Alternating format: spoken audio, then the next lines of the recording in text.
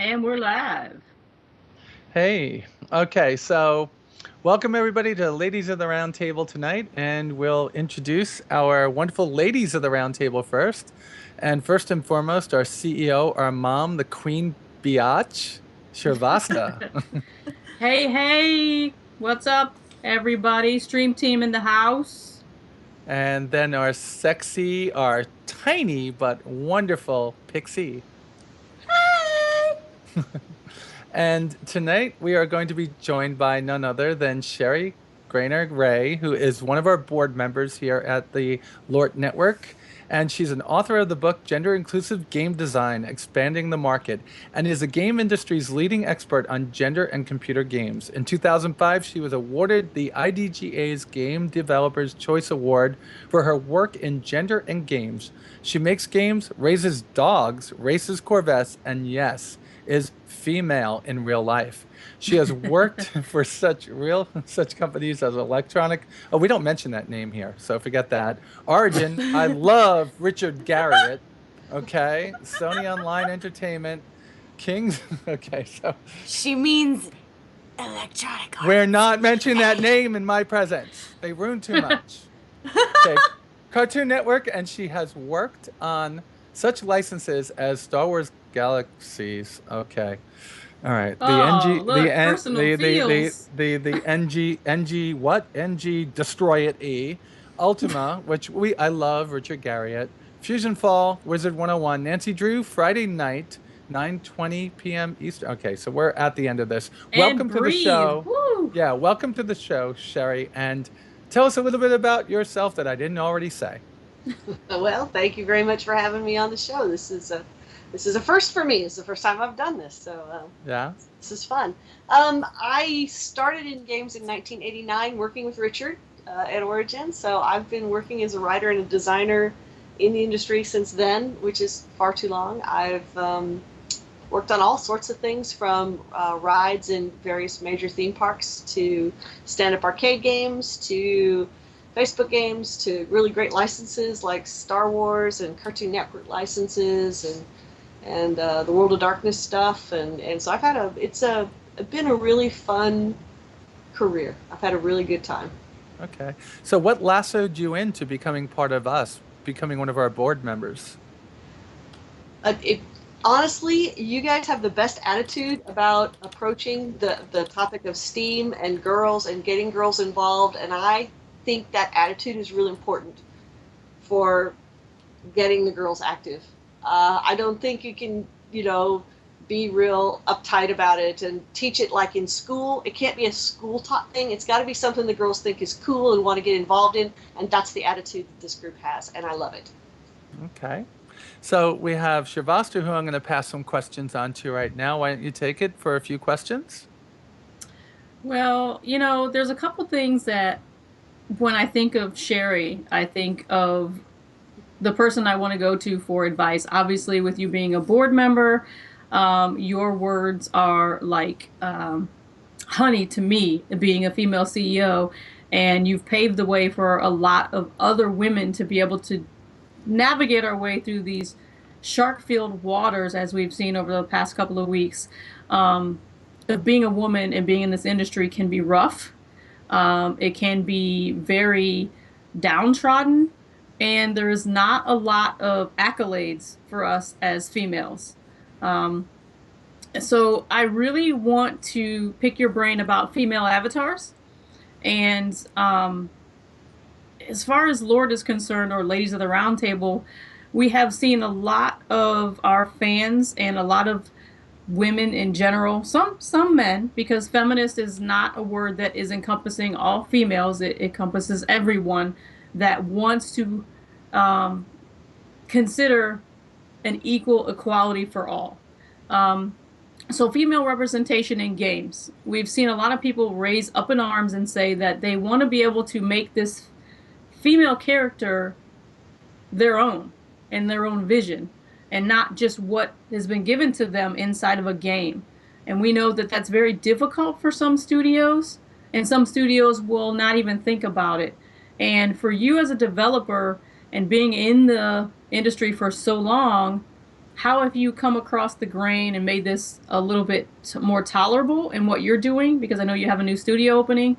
And then how have you dealt with being told that you're not able to do what you want to do or to contribute?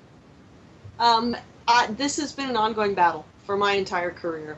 It's something I've run into just very regularly all the time.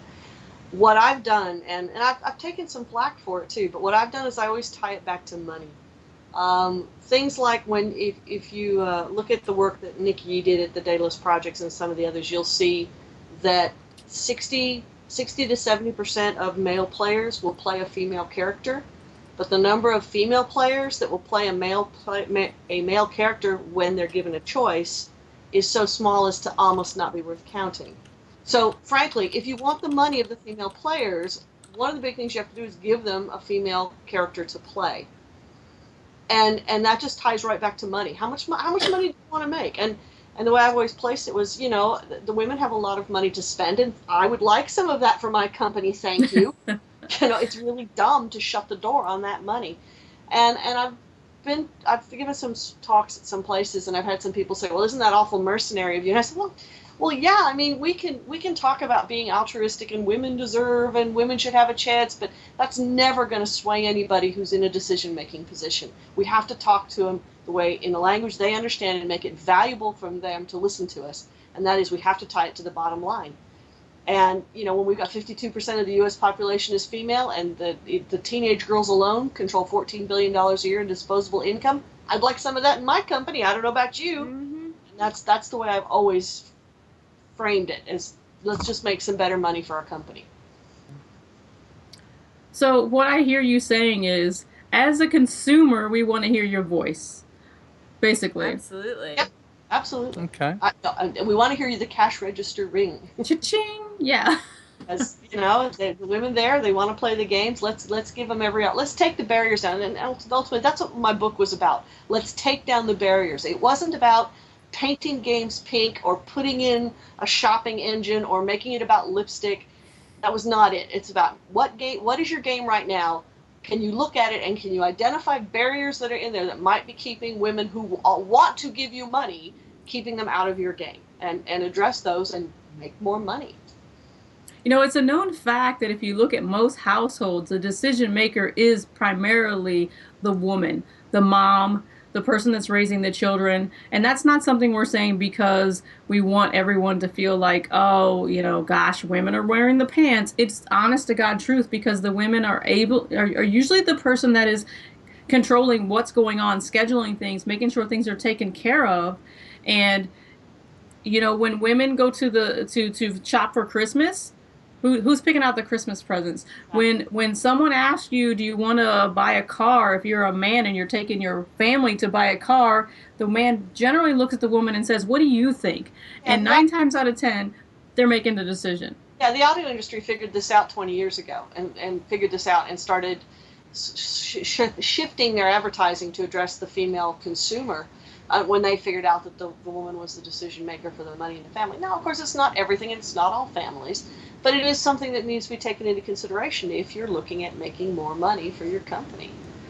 I mean, obviously, when we're looking at ads, just straight up advertisement for various things that we have in the home, when you say you're going to the store for aluminum foil, you don't say aluminum foil. What do you say? Reynolds wrap. Reynolds wrap. When you say you're going to buy some cooking spray, you say Pam. So Pam. marketing is marketing. So we all know what that means when we're talking about brands in our community. When we talk about gaming, so we talk about the studios that we know, the games that we love, and we reference them that way. So therefore, why isn't it the same when you talk about consumer and consumer market? You know, it's just a no-brainer to us. Now, I don't know about you guys listening. I don't know about you people that are going to be watching on YouTube. But can you hear the wheels turning? We're trying to give you guys a little bit of information and insight that you should be asking your developers and your AAA studios and hearing your voice on Twitter so that they understand what you want. The only way things are going to change is for you to say it out loud and stand behind it. Yeah, You know? and said it's coming. There's all kinds of numbers out there that'll show you and tell you that the women have the money to spend, and you need to, if your company wants some of that money, there's ways you can do it without as I said, without painting the box pink. We're not asking you to stop making shooters. We're just asking you Right. to look at some of the things that are in there that are keeping the women who want to play shooters, keeping them out of your game. We're not wanting all games pink and all games about, Please sparkle no. shopping. No, no, no, no, no, no. I mean, do You you know, think that some of this is just perpetuated by misinformation? it's I a think male-run industry. it's perpetuated. Yeah, it's not just misinformation, but it's kind of what it's by fear. It really is by fear. I've done a lot of talks lately on this topic, on the topic of backlash and the problem that we're seeing. And what happens is we've got some communication breakdown. When the women in the industry come out and say, we want you to hire more women, what the industry hears is, we want you to hire more women regardless of their qualifications. And that's not what we're saying. But No, that's it's not. Yeah, but that's what they're hearing, because they say, well, we never have any women that are qualified that to apply. That's another whole issue we'll talk about in a minute. But they'll say, we don't have any. So obviously you want us to hire unqualified women, that our products will suffer. We won't make as much money. You're asking us to take a hit to hire more women. Of course, we're never saying that. We never want them to hire unqualified women. But that's what they hear. And so this is where we begin to get this breakdown and this backlash. Because they actually become afraid that they're actually afraid that we're asking them to make their quality suffer. But they could go and recruit some women that do have the credentials that are, Interesting thing. you go to They the have places where they learn. ding ding, you win. Yes, Right. they'll come to me all the time and they'll say, Sherry, we really wanted to hire some more women, but we put our advertising out. And we only got 3 resumes from women. I'm like, okay, so where did you advertise? Gamma Sutra. Guess what? Their readership's about 90% male. Right. If you don't go where the women are, you're not going to get any women applicants. Right. So you've got to change your recruiting strategy a little bit if you want it, and it's all about making the biggest pool of candidates, because you can't be sure you're getting the best person unless you've got the biggest pool. That means going where minorities are, not just women, all minorities. Go where the Right. minorities are. Diversity. Yeah, But diversity. sometimes today, the games that I see where they're trying to make them, better suited for females, it's kind of like the idiot guy that goes out and buys a Christmas present of the tiny little skimpy nightie for his wife instead of really thinking about what she wants. It's like what they put the things in that they think that a girl would want, but don't actually get somebody on their team that is a female that could say, this is what they want.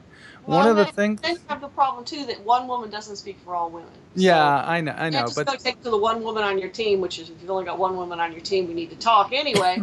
But to go to one woman and say, what will the women like? And she goes, I'm not all women. Take it out and focus group it. Right.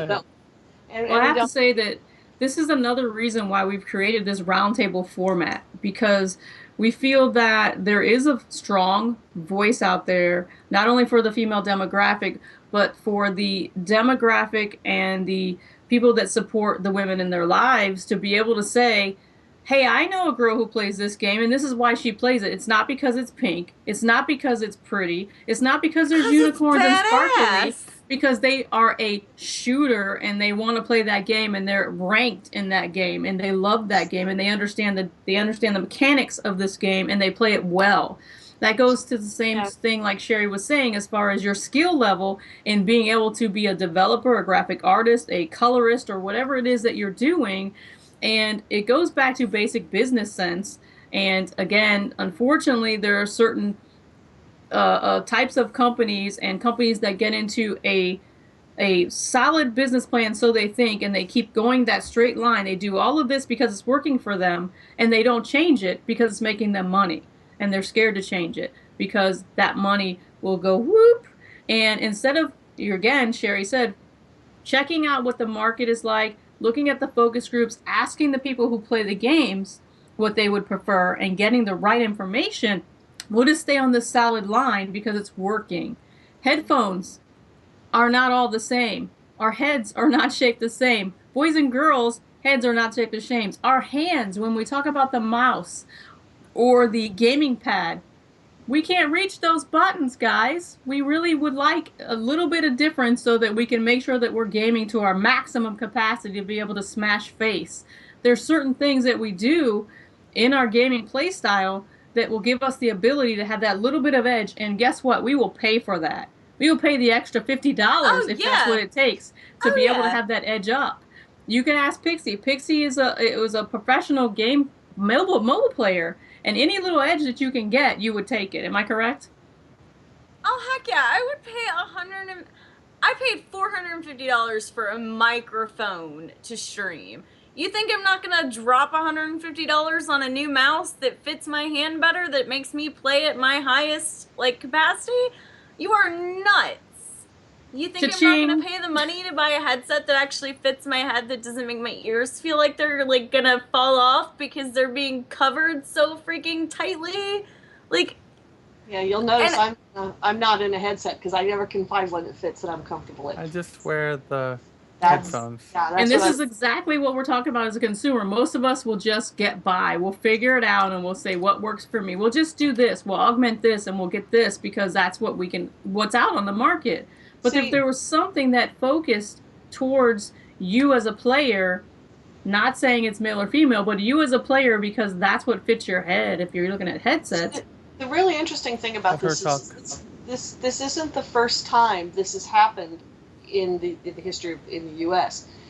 Because this kind of goes back to some history. I was around. I was working at Her Interactive at the very beginning of the pink game phase of the 1990s, and I can tell Barbie. you the whole history of that. And it's not near as negative and awful as everybody thinks, and it went the way it went for very specific reasons. But the big publishers tend to treat women as one monolithic market. Like all women like X, all women like Y. And this is the same reason women had trouble getting the right to vote, is because they believed that women would all vote the same way in one big block, that they all felt the same way. And in our industry now, we're treating women as one big block. They all like social games. And we, for some reason, we cannot seem to understand that women are not a genre. They're not a single genre. They're a market with as many wide and variety tastes as any other market out there. And this is something that we're still trying to beat through the publishers and the industry's head, is women are not one genre. They are a big, broad market. Some like shooters, some like RPGs, some like Candy Crush and puzzle games. Some like, God games. It's a big market, not one single genre. You mean not all women like to play I The mean, Sims and kill people in the pool? do you think that some of this comes from the issue that we all know sex sells. It's a fact. Sex sells. Sex makes you money. It's in commercials. It's in video games. It's in magazines and movies. It's everywhere. Billboards. Like you can't escape it. Do you think that some of it is that people don't understand that sex may sell, but it doesn't always sell for women? Because that like the reason that the block mentality comes up is because sex sells for men incredibly well. I know that's kind of biased, but I mean there are genetic and biological differences in that focus. Yeah, I think we got a couple of things going. We got sex sells, which is an easy kind of a trite thing to say. I mean, we were talking earlier about Pam. You don't see them selling Pam with sex. Weird.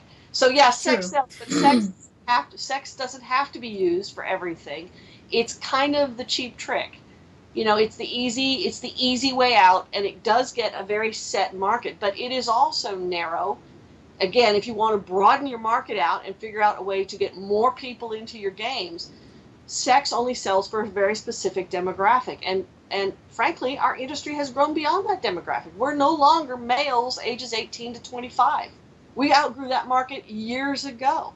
So it's time for I get angry at marketing departments because we've got very uncreative marketing departments that aren't willing to reach out beyond the very, boring, staid, old, put the girl in the chainmail bikini on the box cover. I mean, come on, guys, we outgrew that about 15 years ago. EverQuest? They want No, more money. sorry. They want to make more money. They got to change their ways. Right. Okay. It's getting kind of obvious with the type of games that are selling and not selling. And then when you also look at the average playtime of a gamer, whether it's MMO, FPS, or console, or PC, most people that are buying these games will only have these games for a good month to 3 month turnover before they're trading it in. It's not able to hold the attention like we used to be able to do. And you obviously, like you said, we've outgrown that market. There has to be something, um, there has to be a change, point blank, in the way that we are fed our gaming.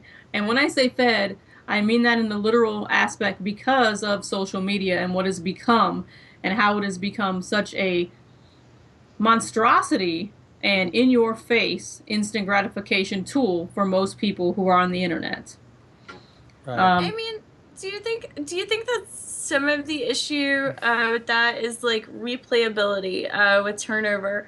Because I know a lot of games now don't have the same replayability of games. I mean, like I remember playing on the big block Game Boy, playing Mario, and like the green, and you had the special thing with the batteries in it, so you could see it at night or in the dark. I mean, do you think that some of that is an issue within this gender issue? I don't know if it's. I think it surpasses the gender issue. We've got a problem with replayability and hours of gameplay built into games. Period. Okay. Um, I remember working on Ultimas, and 100 hours of gameplay was at least you had to have Yeah. that. And now we've got games that you can play in 4 and 5 hours, and it's done, and there's not a lot of replayability. I This goes a lot back to design and the fact that our designers are no longer.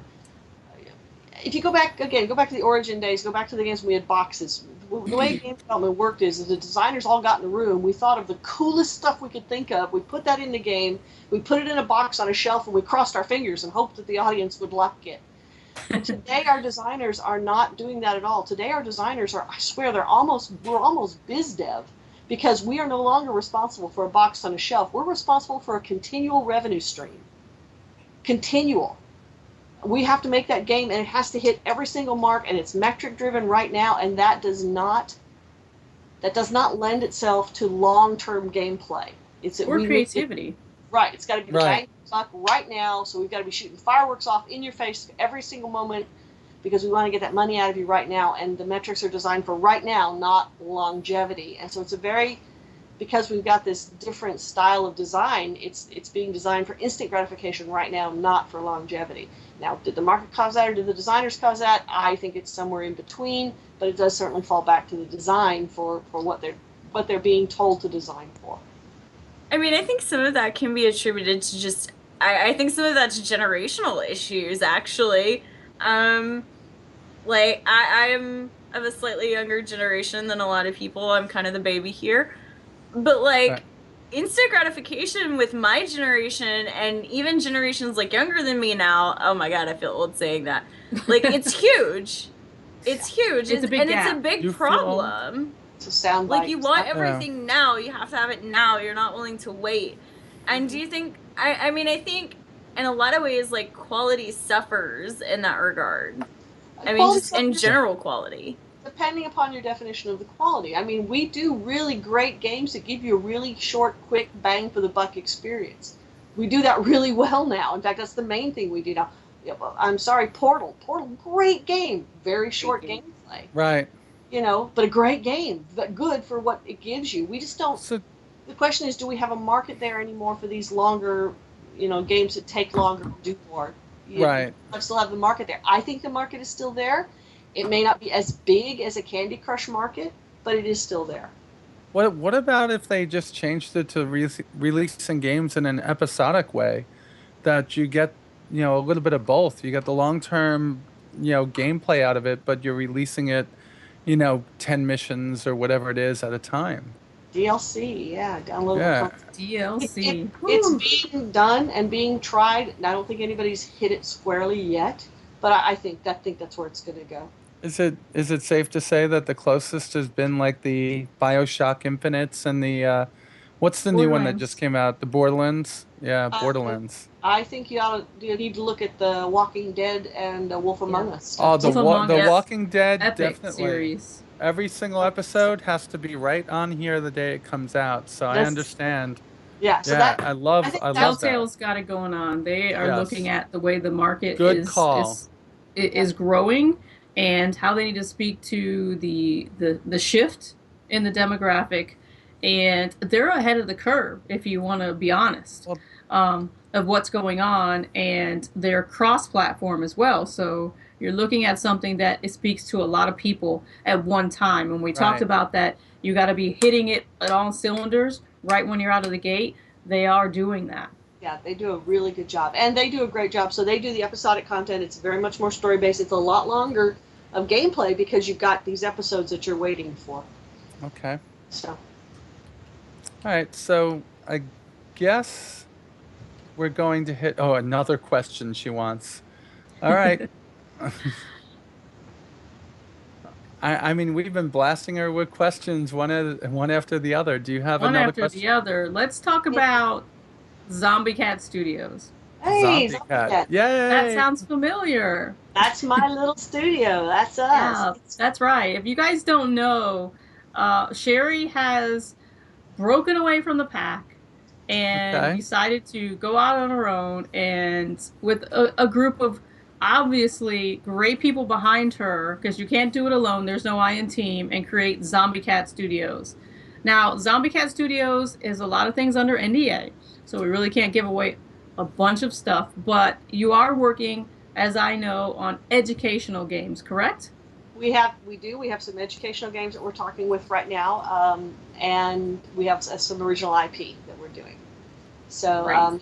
yeah, the educational stuff is STEM oriented, which is kind of fun, and aimed at elementary school, which is kind of fun. So that's a nice little thing for us to be working on. Of course, when I was working with Shell Games, I did a lot of stuff in that area too. So it's just a nice carryover for me. And then our original IP is a mobile game for tablet, and kind of a new, it's kind of an interesting take on side scrolling. So you'll get to see what that Awesome. is. Awesome. And your website is up, but however, it's in progress, so there's not a lot of information. That's But if all. you guys, you go to zombiecat.com, you can see, ZombieCatStudios.com. I'm sorry, zombiecatstudios.com. There is going to be more content being posted, and stay tuned, right? You want us to keep Yes. going back and check and see what's going on. If you haven't followed Sherry on Twitter, Aegon is going to throw out the Twitter there so you guys can see what's going on. And Sherry has her own blog with a lot of information. Sherry's not shy in the blogging. She's willing to throw out a lot of advice, good advice that you guys really should be reading, and things that are going on inside the industry, not just the skim of the surface, all the stuff you see going on social media, but the meat and potatoes of what's going on, and give you her real opinion. She's not shy about giving you what she really feels. So you guys really need to go over there and check it out, because there's some interesting stuff going on, like the fact that she races Corvettes. Yeah, I was going to say, get up if you want. Don't mind reading about car racing. There's some of that up there too. Yes. Races Corvettes. Now, can you tell me how you got into that and Um, why? well, okay, so it's kind of a long story, but I'll give you the thumbnail of it. I grew up in a car family. My dad is a classic car collector, and so I grew up with classic cars, lots of classic cars. Um, and so I've always kind of been a car nut and going to car shows and things like that. My husband got a Corvette, and he came home from work about 2 weeks after he got the Corvette. He came home from work and he walked in the back door and he looked really white. And I said, "What's wrong?" And he said, "I put it sideways getting up onto the expressway." And I said, "Are you okay?" He said, "Yes, I'm okay." I said, "Is the car okay?" He said, "Yes, the car's okay."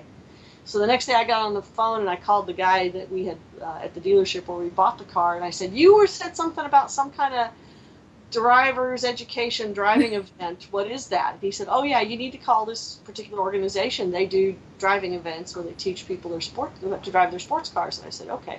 So I bought him a gift certificate for his birthday, and he went to his very first event. I thought it was just a weekend of learning to drive your sports car. I didn't really understand that it was learning to race your sports car and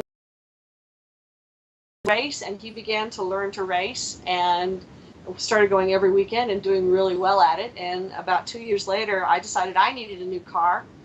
And I really thought I was going to get one of those little T-Birds where they re-released the T-Bird with a little porthole, and I thought they looked really cute, and I was kind of looking for a T-Bird. And then we drove by the Corvette dealership, and they had yellow Corvette convertible sitting out there with the top down, and I said, that's the prettiest thing I've ever seen. I want that. And so we went out and found me one used, and when it came in, Tim reached into his jacket pocket and handed me an envelope and said, "Turnabout's fair play. Now you get to learn to drive." And so we started. Awesome. So I went out and drove, and that was about 8 years ago, and we've been racing ever since. Awesome. So we do time trials. That's amazing.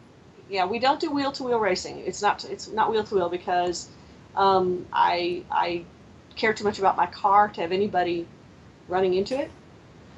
So what we do is time trialing, which is where there's a lot of cars on the track, but we're racing against the clock rather than racing against each other. So there's no bumping into each other because I don't want anybody touching my car. You put way too much money in that thing for somebody to scratch the paint. Is that what you're trying to tell me? I love my track. I love my track toy. She's a pretty neat Corvette. Awesome. How many have you owned over the years? We currently have 4. Okay. Because we each have a daily driver that's a Corvette, and then we each have a race car that's a Corvette. So we have 4. Oh wow. They're a Corvette family. Well, we don't have any kids, so it's just him and me and the dogs. And so if we're going to take the dog somewhere, we take the truck. So. Okay. They can't fit in the back seat of the Corvette. Oh wait. That's right. There's no back seat. That's right. Yep. It's so good because there's no back seat. So does that mean that we're going to see a Twitter pic of all your trophies at some point on your Twitter? But they don't give trophies. No trophies? No, I get when I win. You really want to know? You get tires. Tires? Oh my God. Tires are like gold to us. To buy a new set of race tires for my Corvette is almost $1,300. So Lord. And I run through a set of tires in probably 3 weekends. Wow. Yeah, so they're right. So that's like what, $1,000 every time you change them, or is it? It's a lot more, isn't it? It's $5 per tire. They're about $1,300 for a new set of tires for 4 tires. Oh God. Yeah. So what we do is we try to go to win, and we win tires, which is like yes. So I can show you tires sometime, but that's what. All right. So when I start tweeting you tires, you'll know what I'm talking about. You'll be like, yes, tires. All right. Tires are good. We also win. Tires are like gold.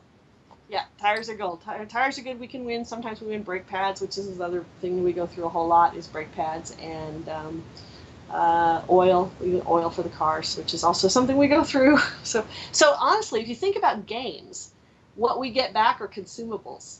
Right. Yeah. Keep coming back. See, so you win consumables. Yeah. Really good if you're talking about free to play and burning consumables. There you go. So, Ed, what's your top speed on the track? What's your top speed you've been at? Well, what I do, we don't drag race, so we're not going in a straight line, and we don't go around in a circle. We do what's called road racing. It's like F1 in IndyCar, where you kind of turn right and left and go up and down. We turn right and left. We don't just go right and left, not just make a left, make a left, make a left. Not just turn left, turn left. No. We turn right and left and up and down, and depending upon which track we're on. It goes up in the air. Yeah, different elevations. Okay. Big air. If I've been on the Circuit of the Americas track, which is the F1 track here in Austin, and from the front straight up to turn 1, it's 6 stories of elevation. So it's like going up 6 stories high. It's really, really an amazing track. But yeah, so top speeds on the straights for me are somewhere around 140 to 145. Oh, I've been there. Much beyond that. Front end of my car starts to get light, and I don't have the arrow to help keep the car on the ground because I don't want that arrow because that would put me in a different category, so I don't want to race in that category. So about 100, 145 for me. Husband Tim gets up to 150 to 160. So yeah. So are there a lot of females that are racing Corvettes? And I believe you're in the Texas area, if I'm not mistaken. So there may be different in depending on where you are. Funny you should ask that. Because I'm as if I don't have enough going on in the game industry with all the gender issues. I now am working with starting an association called the Women's Motorsports Association, because in motorsports games, imagine that. Oh, you mean it's an all-boys club? Yeah. What do you know? Things like if I want to buy race shoes, and when you race, your shoe, everything has to be fireproof. So to buy racing shoes, they don't make them in women's sizes. Really? Not even for Danica? Nope, we wear men's shoes. And our helmets are sized Isn't that for her men. name? Danica. Yes, Danica? Danica Yeah. Patrick. So- Correct. Yeah. She probably has custom shoes made. But anyway, our helmets are made for men. Our fire suits that we wear are designed for men, which means there's no darts in the bust area, which means they don't fit right. Yeah. The racing seats, if my hips fit the racing seat, then the shoulders are out to here, so I'm sliding because they're designed for the V shape of a male body, not the hourglass of a female. So we're in the same predicament. So this is why we're trying to get a voice, so that, like in the women in games, we can have a voice to let the industry know that there really are a lot of us here. You know, and when you start talking about a voice and you talk about the niche that's missing, you're talking about dollars falling through the cracks that are not being collected somewhere. So, I mean, Exactly. it's not jazz It's hands, people. raining It's money. dollar bills. Make it rain up in Hallelujah, here. It's raining So, money. why would you not want to change it so you can get the money? So get this though. So that one of the big race lines did come out with a woman's fire suit, right? Which is the suits we wear in the car. And it was cut for women, fine. But on the hip, they had embroidered basically the racing version of the trucker babe. You know, the outline of the girl, you know, they had put it on the hip. On the mud flaps? Yeah, you know what I'm talking about. Yeah. Yeah, they had it. Only it was this real sexy female figure standing with her hip cocked out, wearing with her race helmet under her, you know, cocked That's on called fail, guys. Fail. And then they're like, well, women didn't buy it, so I guess there's no market for female race suits. And we're like, Pixie, that goes back to the same thing we talked about last week. If you put a nice six-pack abs on there or a nice derriere in a game, I will pay the extra money so I can look at it. I am the girl who's like, yeah, I want to see that. You want to put just as much TNA in there as you do for the males as you do for the women. Let me tell you what. If I can do the zoom shots that you can do in games on some women's heinies, I am doing that to men. Aren't you scared of And what if you you might put see? in good detail that I can sit there and literally I need like one of those waterproof keyboard covers so I don't drool all over my keyboard, we're golden. I will throw my money at the computer screen. I don't even care. All right, back on track. Bubble butt. Bubble butt. So, you know, This Sherry is was great. talking about, she hit on it a little bit, microtransactions inside of games. Isn't that bad? Isn't that a bad word? It sounds like a dirty word. Yeah. who saw the South Park episode? South Park, what's that? Yeah, the free South Park. You know what South Park is. Huh? If you haven't, if you don't, then you need to go see it. You need to watch it. If you don't, then you're suspended from the round table. we will revoke your geek card. Hey, I just because of who I work with, I have a lifetime geek card. Woo! Well, anyway, go watch the latest South Park episode because they really take on the free-to-play model and the freemium. So we're gonna talk about microtransactions. It's not a dirty word. It's just a double-edged sword, right? Absolutely. Some games it works. Why is it double-edged? Some games it doesn't. No, well, it's not the games that work. It's the idiots that implement it that don't implement it right. Right. The design works or it's a bad design. Yeah. Yeah. A lot of times that comes from designers that are like, oh, free-to-play will ruin my epic vision for this game. And so then they tack it on at the end and it's awful and they do a terrible job. Yeah. Lord of the Rings did an awesome job at it, and I think Guild Wars did a great job at it. Yeah, and well, they didn't build it in at first, but they built it. And it took a while for the Star Wars, The Old Republic to get around to making it work, and it works now. In the beginning, it was idiotic. I mean... I pay the subscription. I hate free-to-play. Yeah, I hear you. It's not for everybody. But when you're broke and you don't write books for a living... You know, at some point, the games eventually go free-to-play if you wait long enough, so... Yeah, WoW? Just depends on you. That's right. WoW didn't. But I just am like, I don't want to have to... I play games to escape and for fantasy, and the last thing I want to have to think about is whether or not I have the money in my checking account to pay for that thing I want, because that rips me right out of the game. Preach on, sister! Preach on! It's me. Yeah, it's too bad. It's like the guys that run the industry have free-to-play in the...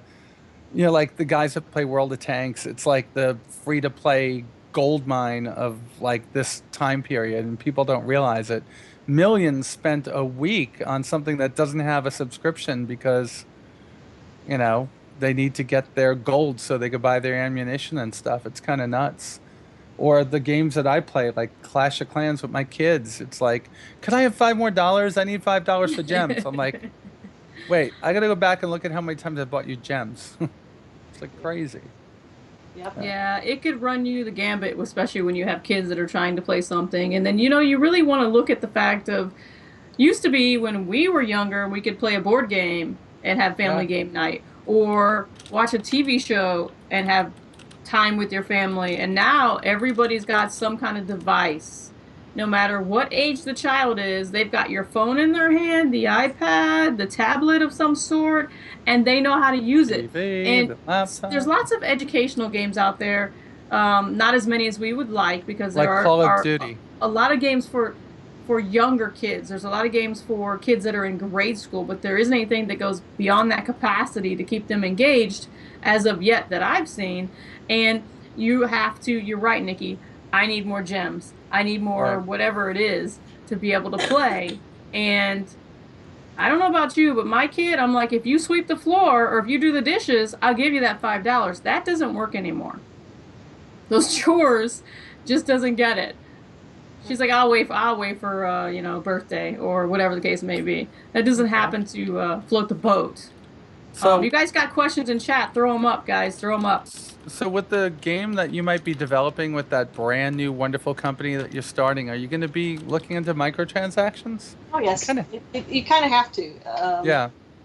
I just part of the thing with microtransactions and the freemium stuff is if you know ahead of time that's what you're designing, you can build it to be smooth and intuitive and inobtrusive to the game, and that's my goal. It's just to make it, not hurt to do it, to make it seem very natural part of the One of the Okay. things that I would like to see as a parent when it comes to educational games and microtransactions is the ability for me as the parent to reward my kid for good behavior on the back end. So let's say that, my kid got all A's on their report card. Is there a way for me to be able to get them an achievement and I still get the good on you, mom, because I'm giving them the in-game cred?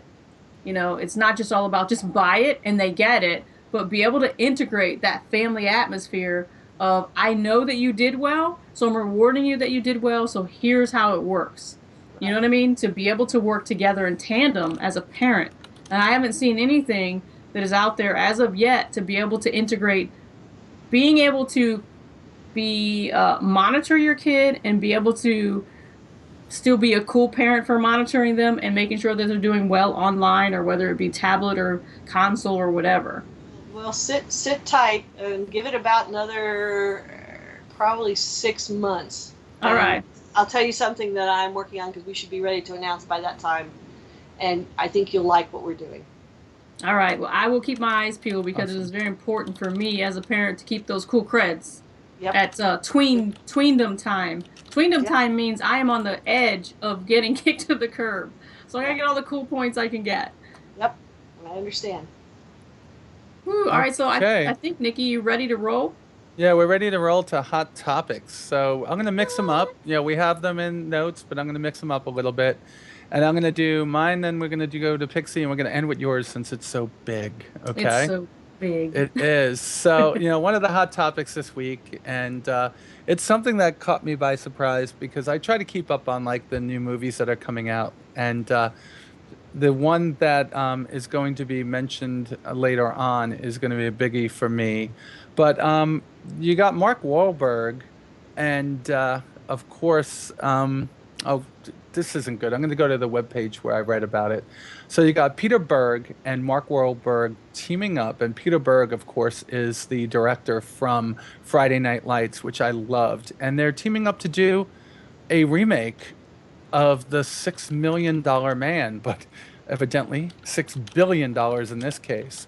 And this is kind of exciting for an old fart like me who grew up, in the 70s when that was on. I was somewhere Oh, it was between the age awesome. of 10 and 15, and Steve Austin, and then Lindsay, Ooh, he was a hottie. yeah, Lee Majors, and then Lindsay Wagner, Yeah. playing Oh those two. man. Yeah.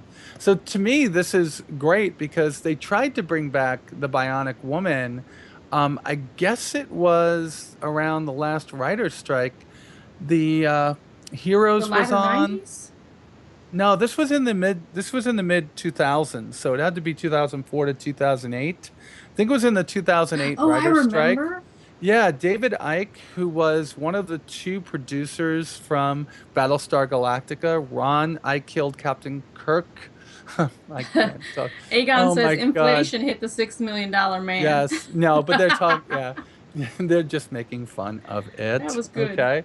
That was Yeah. good. Yeah, but they tried to bring back the $6 million woman, and they did a whole season of the Bionic Woman, but the writer's strike killed that. And by the time the writer's strike was over, the team had already dissolved and it was gone. And that show was starting to make some headway. So I'm really happy about this coming out. And there's a lot of TV shows from that time period that are getting remakes, either in TV or, of course, in the movies. And this is one of them. Wonder Woman will be another one of them that will be coming out sooner or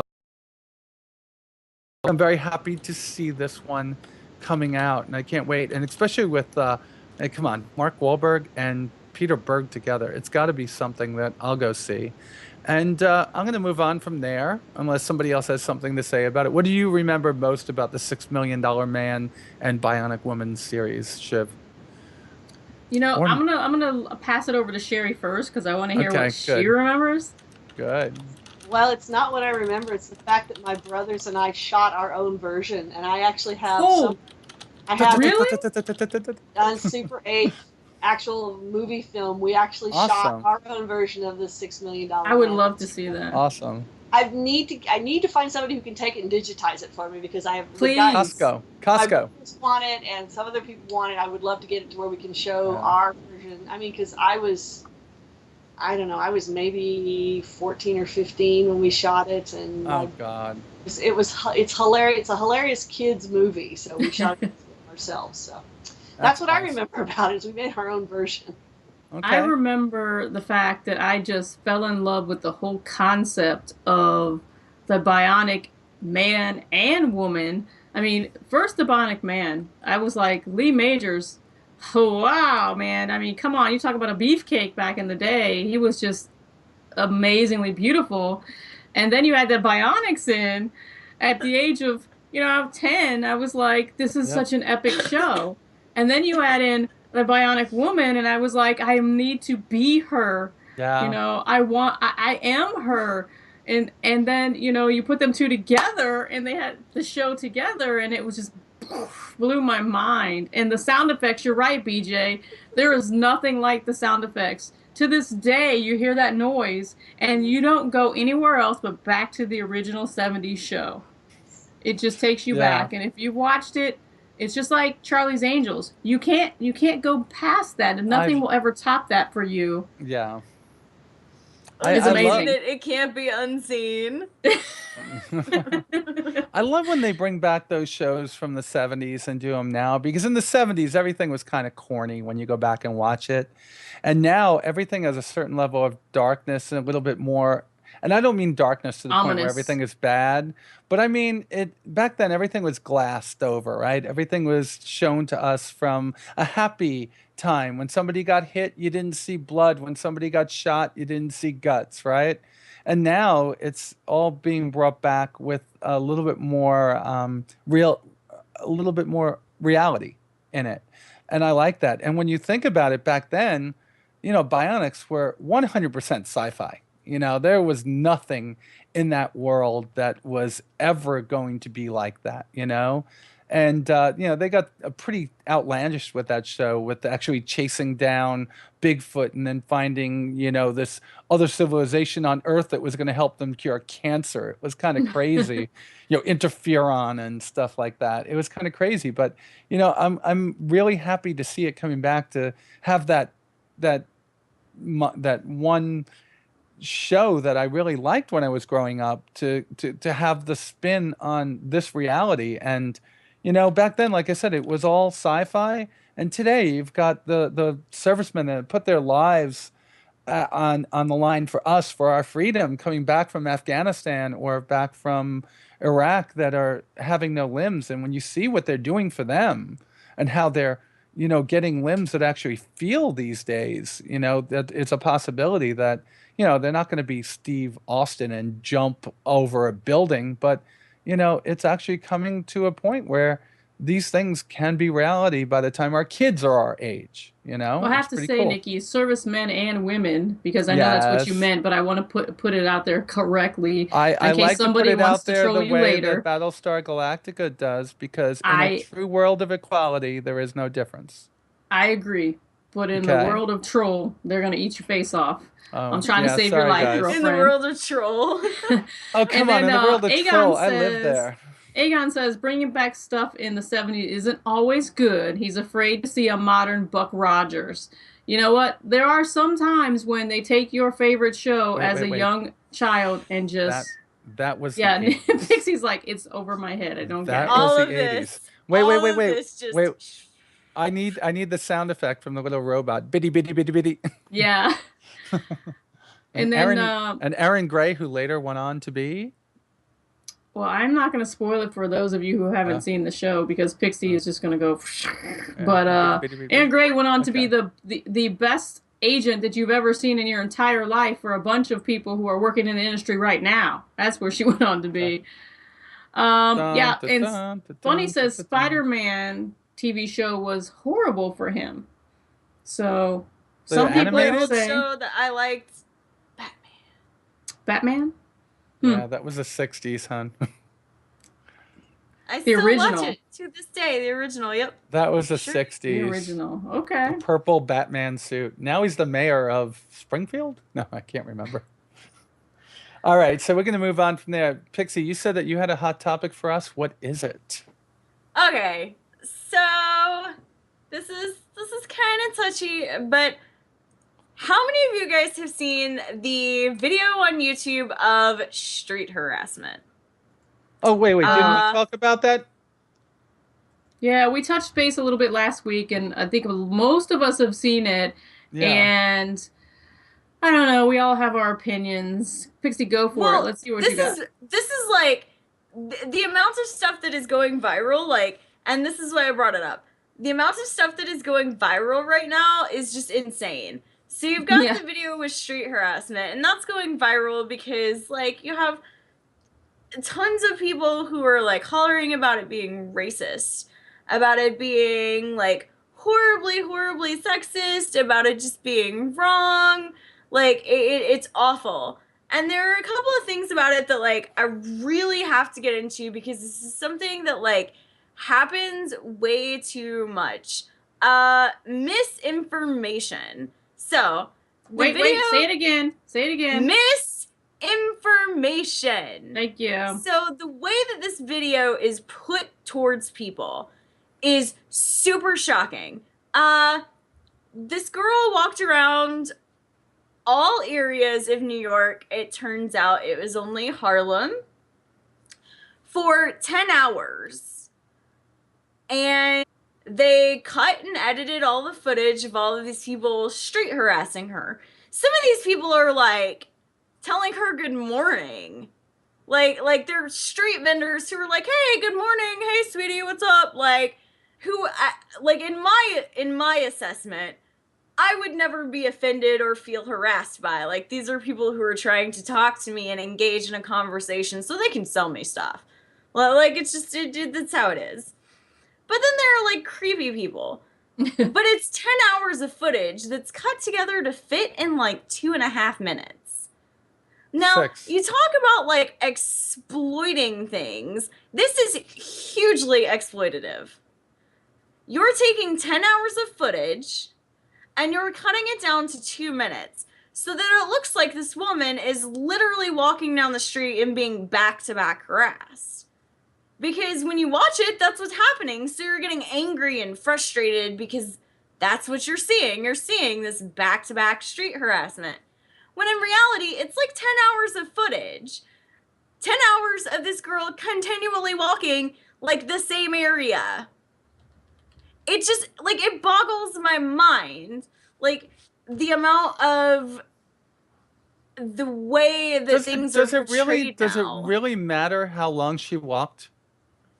Yes, it does. And it matters Why? how long she walked, because if she were outside for 10 minutes, right? And that 2-minute footage was all within that 10 minutes. Like, that's a lot of street harassment. Like, that's extreme. Yeah.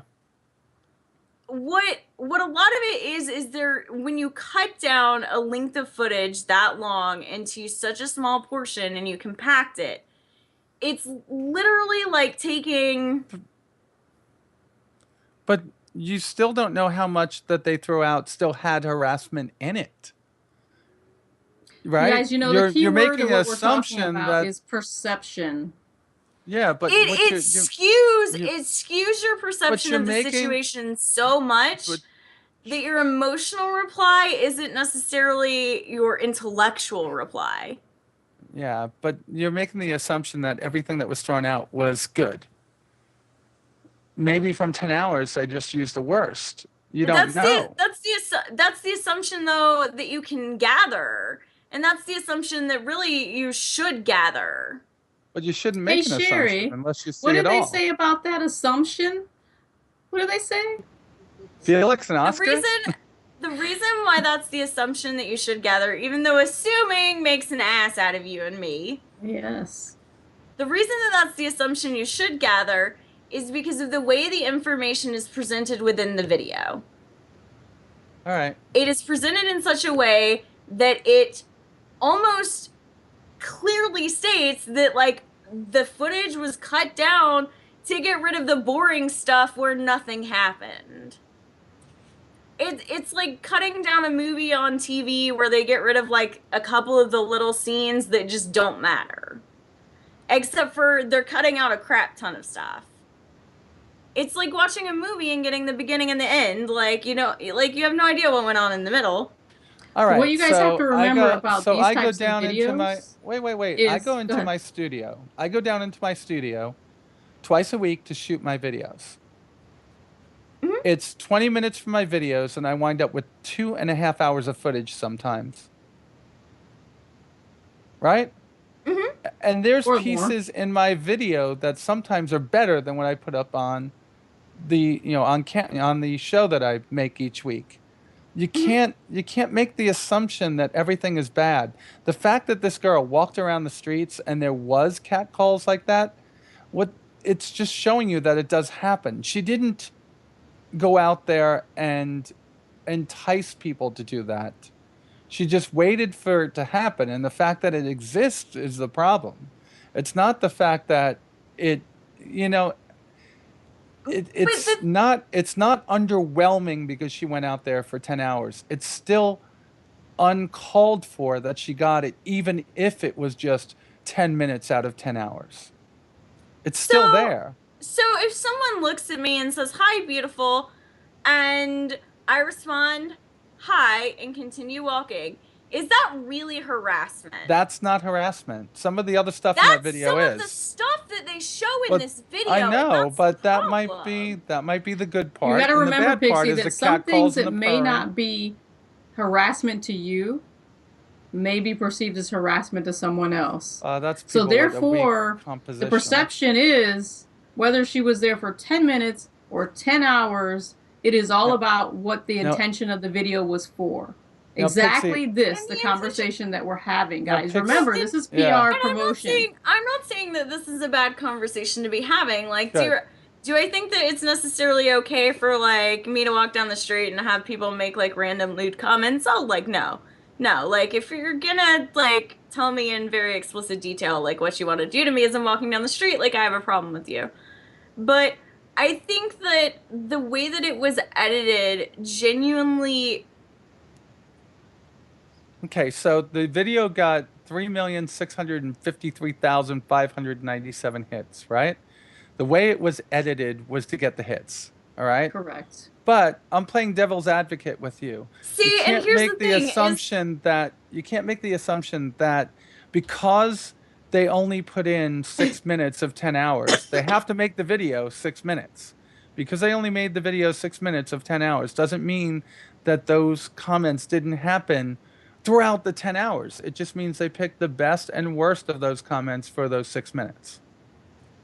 But is that or is that not bias? It's not bias. It's biased on purpose. It's Okay, biased so- on It's purpose biased because of on the purpose, promotion. and that is Okay. a problem. That is spreading misinformation. Well, And I think no, that's a it's huge not. issue. It's showing their point of view of it. It's like watching Fox News or MSNBC. So So Right? when you say misinformation, are you saying that this catcalling doesn't happen and it's not a problem? no, I'm not saying that it doesn't happen or that it doesn't exist. What What I'm misinformation saying- is spreading? So what I'm saying is More that they're trying to make it seem like it happens more than it actually does? yes, I think they're Okay, trying to so make you're it seem saying like a it little happens bit- more. So you're saying a little bit of catcalling is okay, just not a lot. What I'm saying is there's a difference between some of the what's done in this video and some of what isn't done in this video. You have to watch the I- whole video. I never think that like catcalling is okay. I don't. Okay. I don't think it's okay. And what's your problem with But this do I video? think that someone saying like "Good morning, how are you" is harassment?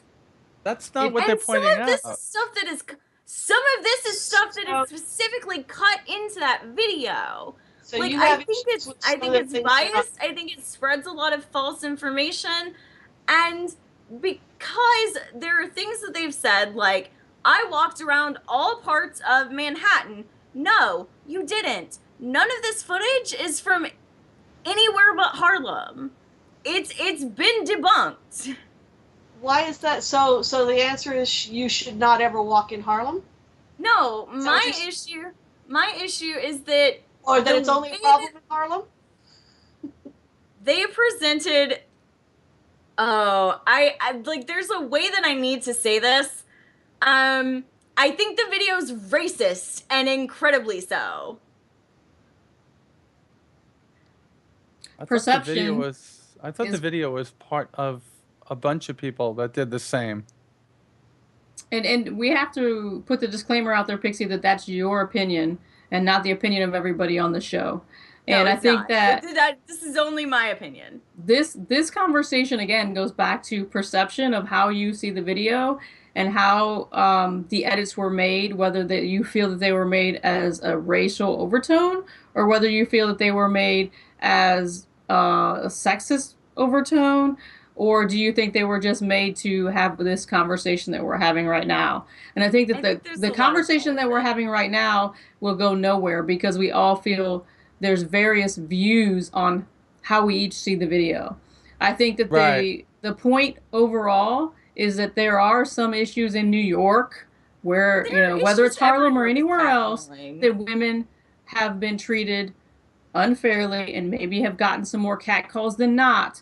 And it is That happens your everywhere. personal opinion as a female walking on the street of how you handle that. It does not have to be put in my face. Right. That's my opinion, and we're moving on from there.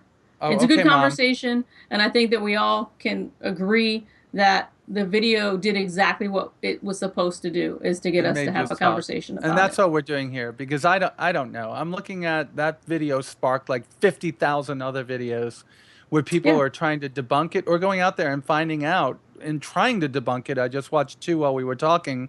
They set out to debunk it and they got all these cat calls and they're like saying, well, I guess depends on where you go. So And I think that there's larger issues that need to be tackled than this particular one that we're talking about, Moving on to to be able Shiv. to solve some problems. moving on to Shivasta, your Speaking of turn. which, a good lead-in for me and talking about BlizzCon today. If you guys, anybody who isn't living under a rock, had to have watched the opening ceremonies at BlizzCon, right? I think I watched. Sherry, you watched. Pixie, did you happen to get a chance to take a look? BlizzCon. Did you happen to didn't watch pay the opening for it. ceremonies? Nope. Not for you. Nikki, did you happen to watch the opening ceremonies? I work for a living. You were at work. And, Right. and I don't pay for BlizzCon.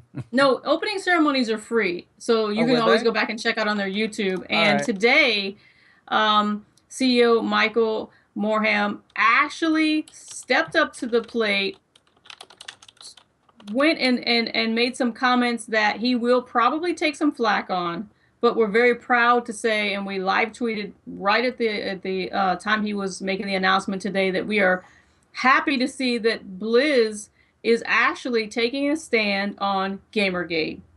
They actually used the term in its correct format and said that they are going to take a stand against harassment within the industry and with the fans, and expect everyone out there in the community to treat each other like brothers and sisters, sons and daughters.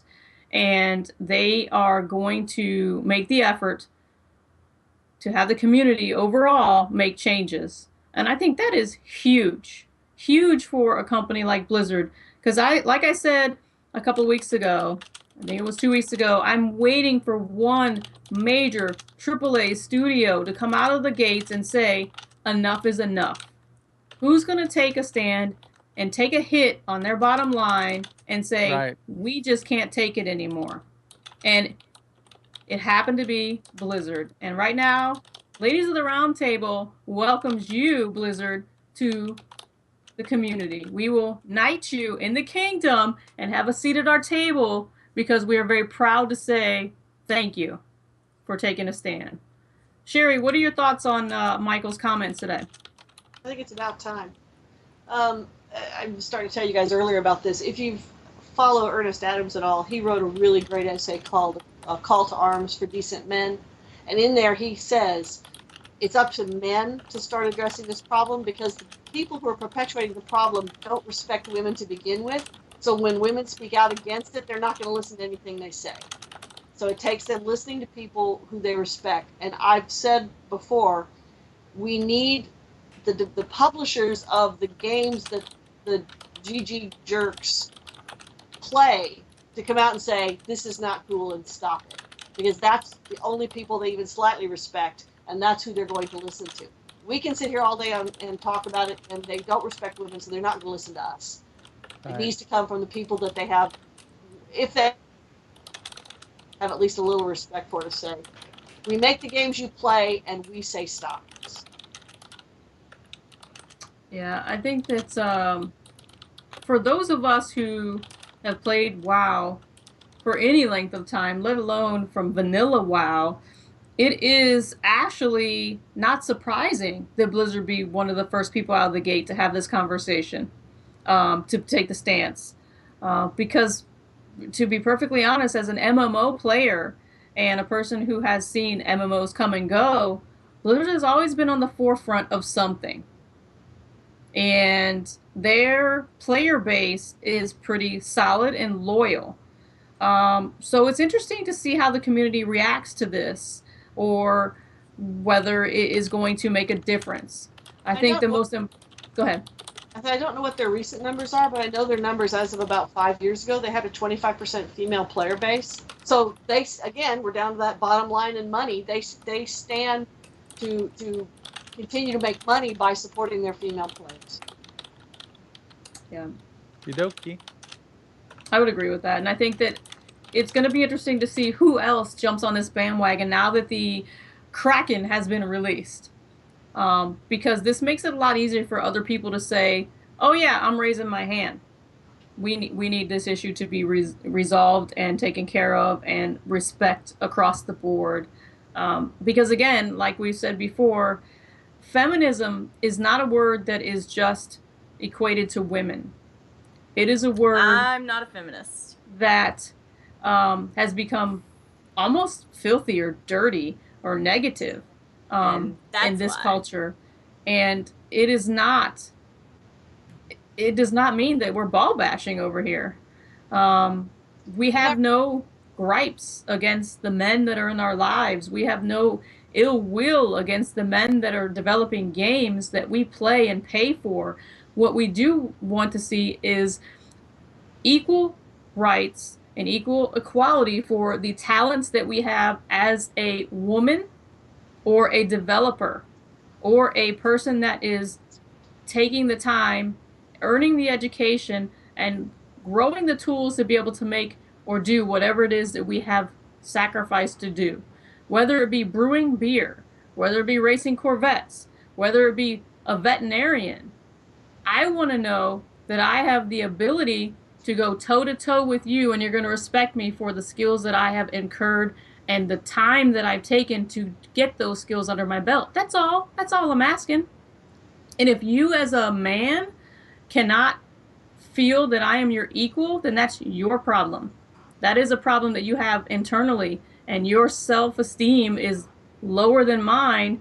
Don't take it out on me. You need to go back to school, buddy, and just raise your game a little bit and come back and go toe to toe. Because we'll be here. We're not going nowhere.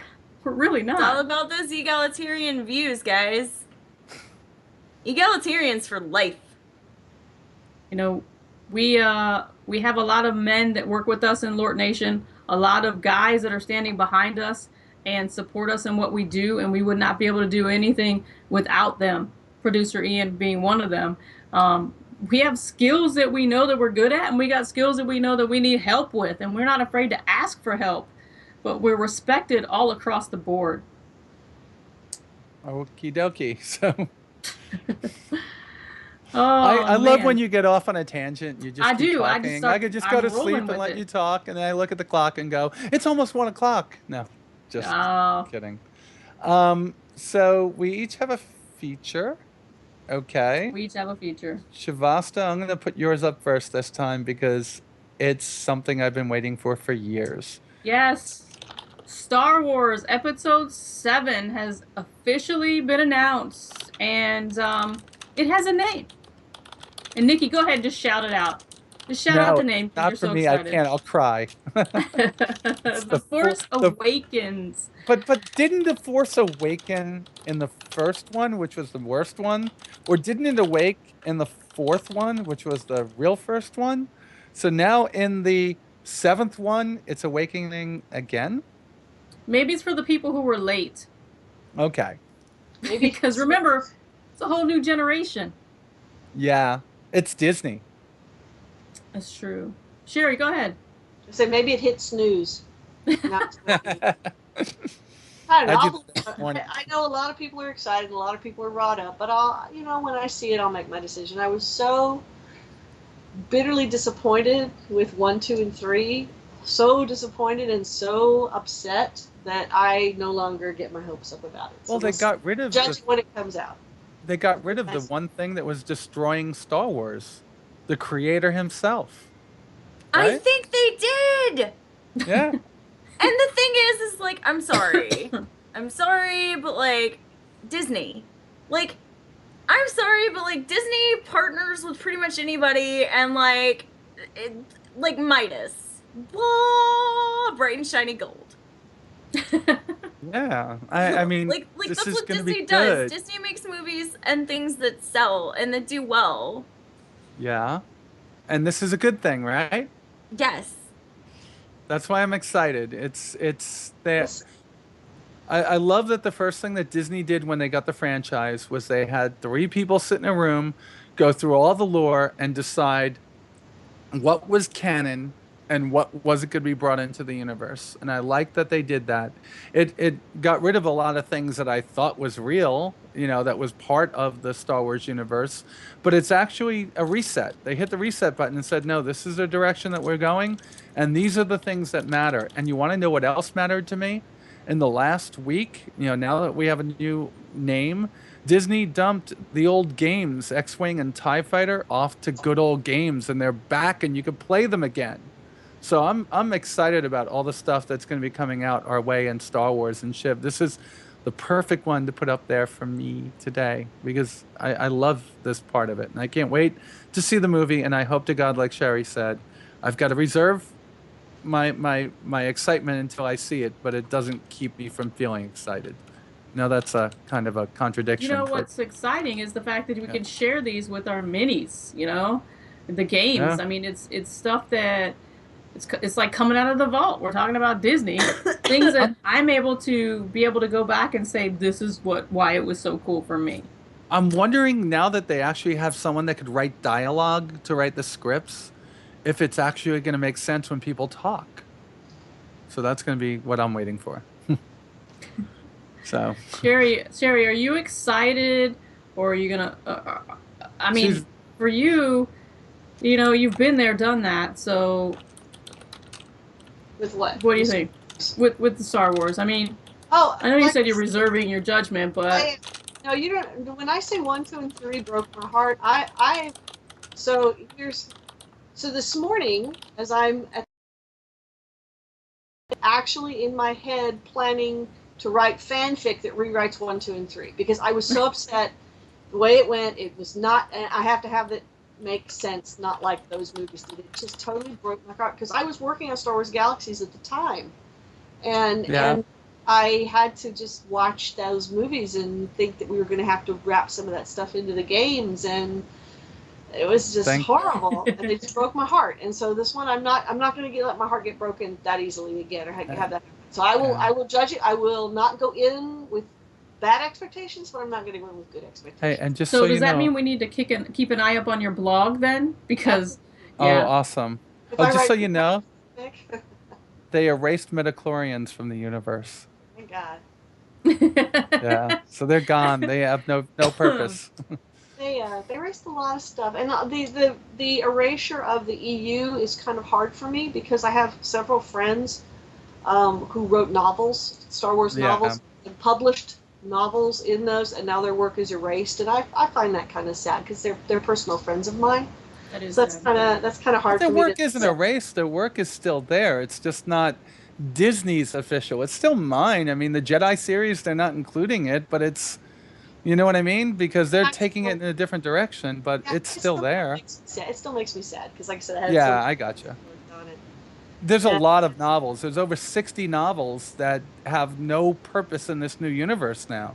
they're just gone. And like I said, a lot of Yeah. them are friends. So yeah, so I'm not going to go in with bad expectations. I'm just not going in with good expectations. I'm going in with no expectations. I'm going to hope that they do for Star Wars what they did for the Marvel universe. If they can do Oh that, God, yeah. I'd be really happy. So, but I'm not going to make any prejudges on it because I Oh. got asked for so bad. That's how I feel about the new $1 Million Man remake. Yeah. It's Lee Majors.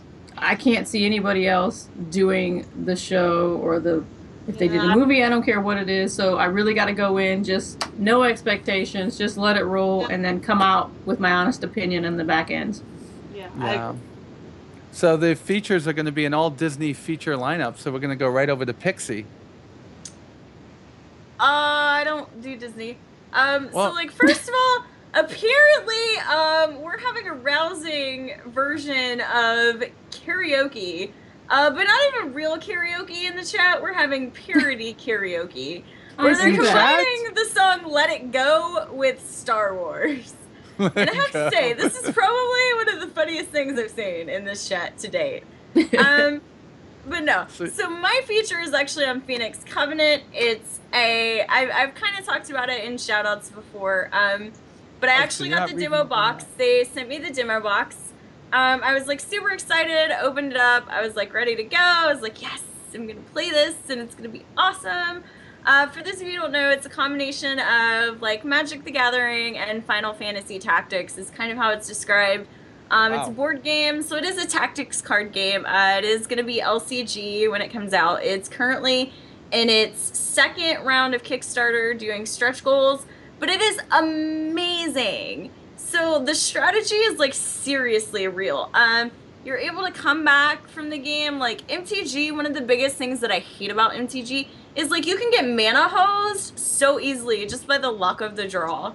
But like this game solves that problem. It's got the Hearthstone kind of feel where like you're automatically guaranteed like your mana replenish, but you get to choose like where you want to allot your skill points either to your command or your mana, which allow you to summon different creatures at different strengths. Like you move across the board. There are actually like weird points on the game board that you can attack that are like directly linked to the person's life points. It's just like mechanically it's brilliant. Like it's so a lot of this so you're going to be seeing on the play. website, right, when you get your review up? Yeah, it's so much fun to play.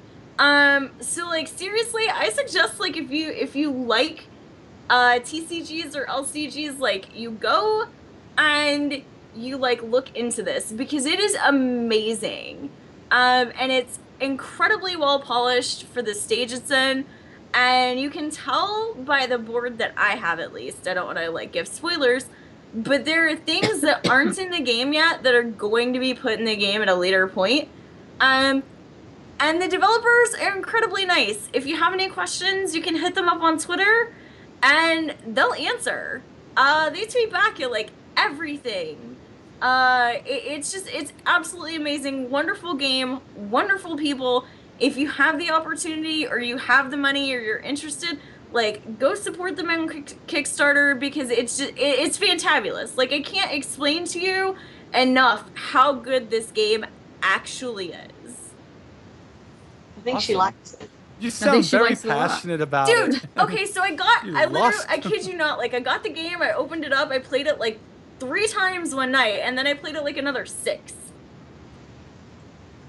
Gotta be into those TCGs, wow. guys. It's a Kickstarter game, so I'm sure you can find it on Kickstarter. And if you want to repeat that again, the name Pixie, Ian's looking forward to put a link up. So it's gonna be Phoenix Covenant. I can actually go ahead and also post their Twitter in the chat.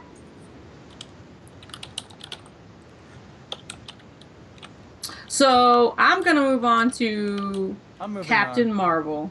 No, that's me. You already talked. I'm gonna move on to what I want. Captain Marvel.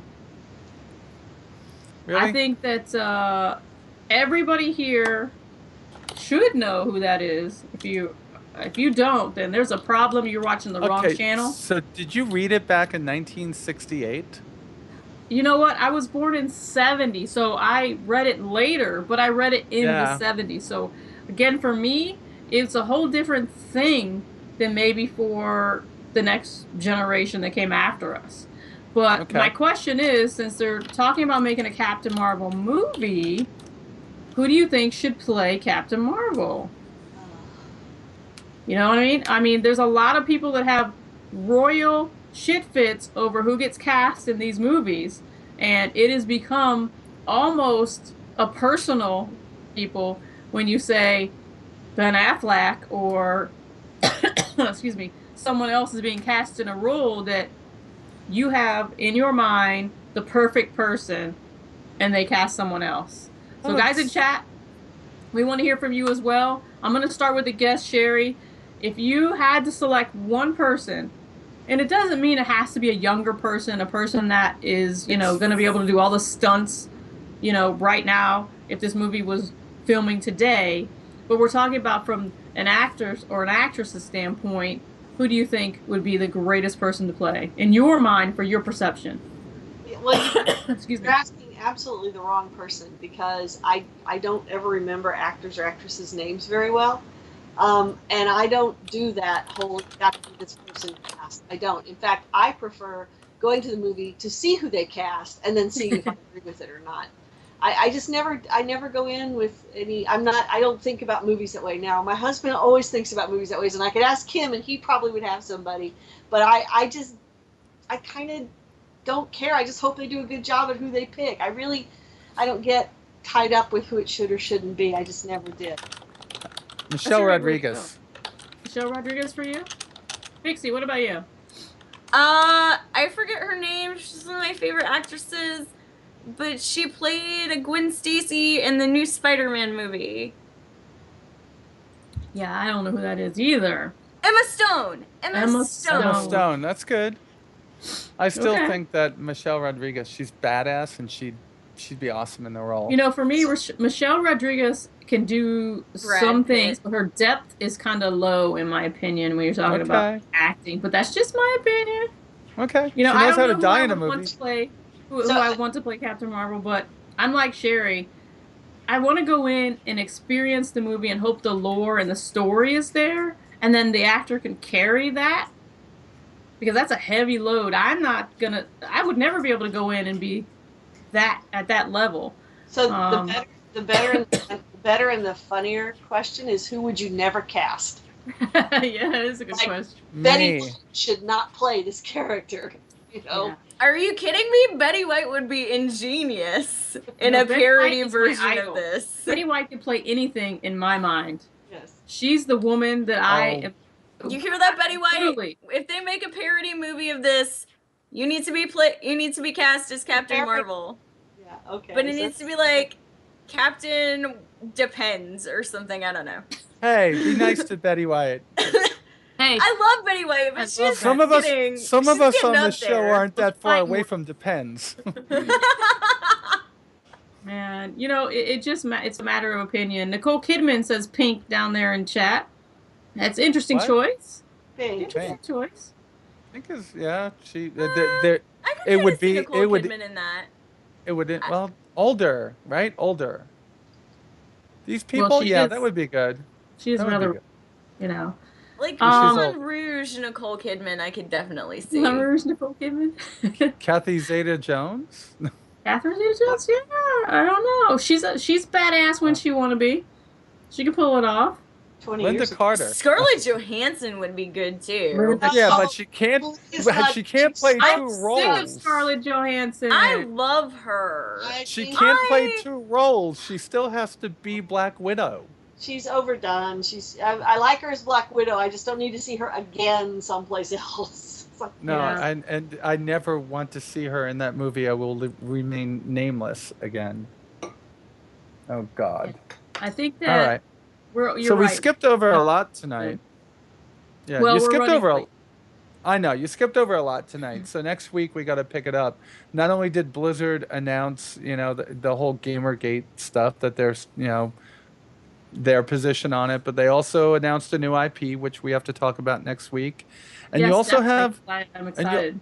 and you also have Steam boxes starting to come out, but without Steam because the Steam OS has been delayed.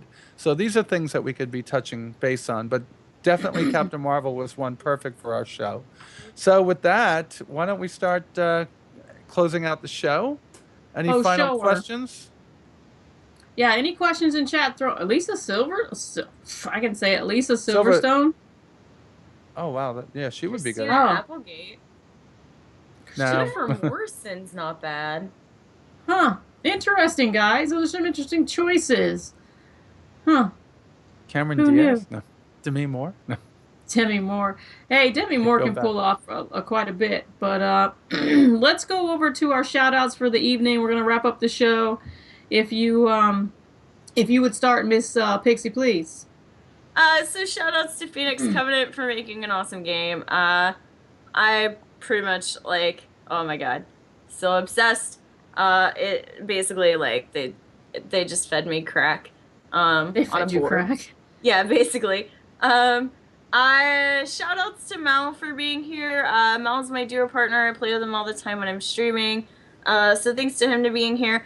And super big shout outs to our stream team and to the person who made our amazing new overlay for us. It's super cool. You guys are the best and we love you. And then definitely shout outs to Sherry for being here. Thank you so much for sharing your time with us. Thank you so much for having me. Miss Nikki. I have a few shout outs myself. Definitely shout out to Miss Sherry for being here and for being such a amazing member of our board. Oh, wow. We do have an awesome overlay. I just looked at it for the first time. Awesome. Well, thank you very much for making that overlay. I try to keep it with the bandwidth I Minimize, have. yeah. I try to keep that down. And I want to give a couple of shout outs to, I do the Star Citizen stuff, but Ben, who was able to get with me not once, but twice for interviews this week, and to also be there to give away the long-awaited Drive to 1,500 subscriber contest I had, which came to an end. We gave away a almost $200 ship on that show, which was awesome. And shout out to the winner, Sam, for sharing every one of my episodes throughout the contest 3 times each episode on Twitter, Facebook, and Google+. Next time it's going to be a lot easier as I drive to 2K. And a shout out to you too for always being there every Friday night for me when I want to, get together and talk like we did. And please don't beat me up, Pixie. I was just playing devil's advocate today. You're fine. Okay. That's I the like round table differing format, opinions. baby. Good. Good. The more differing opinions I get, the better I can formulate my opinion to discuss it further. Good. All right. Sherry, go ahead and give us some shout outs for this evening. Oh, shout outs to all of y'all for having me here. This is fantastic. I thoroughly enjoyed my time here. So that's my big one for tonight. Just to y'all. All right, and lastly, I'm going to give big shout outs to producer Ian for hanging out with the ladies as usual, doing what you do back there on the back end. We appreciate you, kind sir. I also want to give shout outs to Fatal. I'm going to say your name loud and proud, who made our overlay for this week and gave us our, what I like to call Ratchet Rosies over there, because they are awesome. And each Rosie was hand selected to be the iconic Rosie for each of us ladies. So those I are like great. that. And I love Pixie's. Pixie's Rosie is one of the best Rosies I've seen in a long Yes. time. So thank you, kind sir, for making that overlay. And Stream Team, you guys are rocking. We are halfway to the 1K mark on our Twitch channel, and I appreciate each and every one of you who have streamed and continue to stream with us and support the charity. Because again, everything that we do here is about the STEM Education Scholarship Foundation. It's important for us to give back to the next generation that's coming up behind us, who are going to be consuming these games continually and eventually, hopefully, be developing these games as we sit back and take a look in all of these kids that are making bionic legs or whatever else what Nikki and I were talking about earlier. I mean, it's just Yeah. amazing the technology that is coming from these smart brains. And our sponsors. We want to give a big shout out to our sponsors. You know who you are. I'm not going to name everybody. And Miss Giovanna Better. Lynn from Charisma 2, who has been a constant push and a very, very great friend to me and advisor this last 2 weeks working on a separate project. I thank you very much for all your kind words and your support, because some days without you and my board, I would lose my mind. Stream Team admins, you know who you are, just appointed this week. You guys are doing a great job. Thank you again. And you ladies for coming. And Sherry, thank you for taking your valuable time away from, I know your studio is doing some great things. I cannot wait to see the games. You and I have got some plans, young lady, to get these games, these educational games. And I will be keeping an eye on your blog. Please do. Very good. All right, so that's it for tonight, guys. Any other questions you guys have, throw them up in chat. You always can go to the website, lortnation.com. We have an open door policy when it comes to comments. Stick them in the comment box. Check out what we're doing. We've got some great articles up over there. Assistant Editor Derek, you've been doing a great job catching up from last week. Thank you guys very much, and Roundtable out. Dance it out, ladies. I don't have my tassels today. You don't have your tassels. Stay tuned for some Smite group play from the Stream Team, guys. We're going to do some Smite. Run that beautiful footage, Ian. Oh, no dancing for Pixie? Come on. Tassels? Really? I know. There's a metal image. That was awesome. Right at the tail end, you got to throw it in there, right?